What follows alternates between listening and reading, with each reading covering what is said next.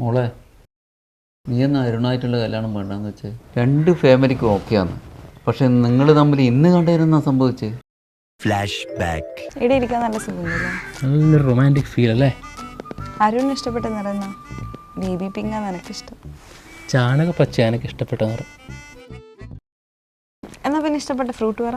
മൂക്കട്ടപ്പഴം, little passion fruit.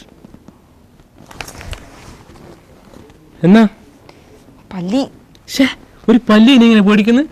പല്ലി മേത്തുകൊണ്ടാണ് എന്തോ മോശല്ലേ, എന്തോ ദുശകുനല്ലേ അത്?